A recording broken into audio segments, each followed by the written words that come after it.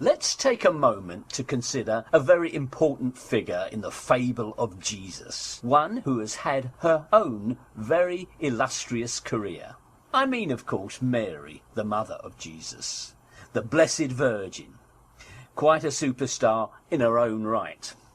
Now, the truth is, and anyone can check this, the scriptures have very little to say about the supposed mother of the supposed Jesus.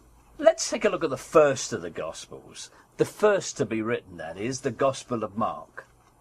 In Mark's Gospel, there is no divinely sponsored pregnancy, no pageant at Bethlehem performed by shepherds and wise men, no reference at all to Jesus' ancestry.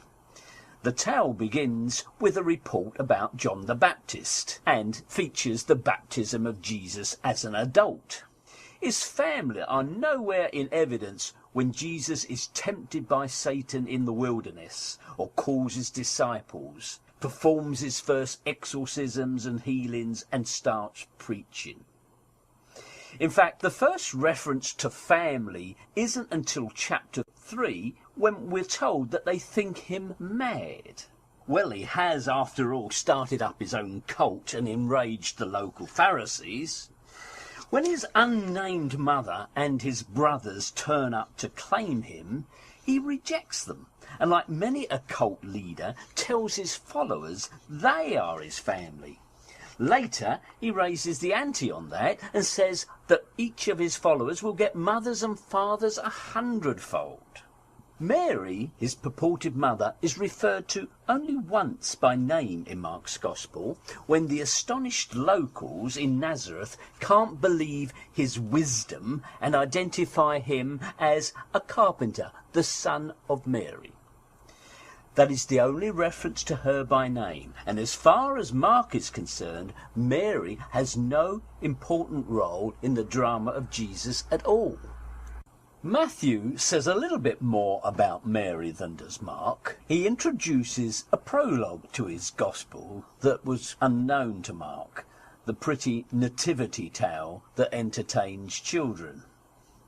Now, Mary acquires a quality here that would have astonished the mother of several children that we read about in Mark's tale: virginity. She also acquires gold and precious gifts after the birth of her child from adoring wise men. And she is also fortunate to be having a husband who has very helpful dreams and communications from angels. It leads them to traipse first into Egypt and back again to Nazareth.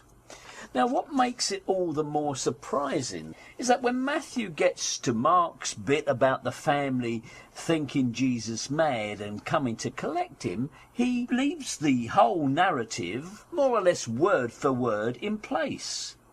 But you would think, with gifts from visiting wise men and prophetic warnings from angels in dreams, let alone the mass murder of infants supposedly by Herod, that Mary and Joseph by this stage would have realised their son was a tad special. Now, Luke has his own ideas about how to develop Mark's simple tale. For Mary, he introduces her to her first lines of dialogue, chatting with an angel and proclaiming how thrilled she is by the whole experience of birthing the Saviour of the world. But after returning to Nazareth with the baby, Mary, the mother of Jesus, is heard of no more in Luke's Gospel. And John's Gospel has precious little to say about Mary at all, although he does contribute two famous episodes, the one with Mary attending at the wedding in Cana, and has Mary standing at the cross for the grand finale. What is remarkable is not Mary's simple life as portrayed in the Gospels, but the extravagant development of that life in later centuries. Mary's own biography blossomed over the centuries, with early Christian writers like Justin elevating her as a second Eve, whose obedience reversed the sin of the original garden dweller.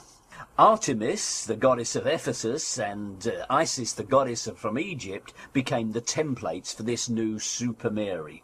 As a result, Mary became a perpetual virgin, and Jesus' brothers and sisters had to become his cousins. A 2nd century fiction named Mary's parents and gave her an early career in the Jewish temple. In the 5th century, the church decided that Mary was not merely the mother of Jesus, but the mother of God, and thus she acquired the character of the Queen of Heaven. Mary's success is really quite extraordinary, with numerous saints' days, a chapel in every church in Christendom,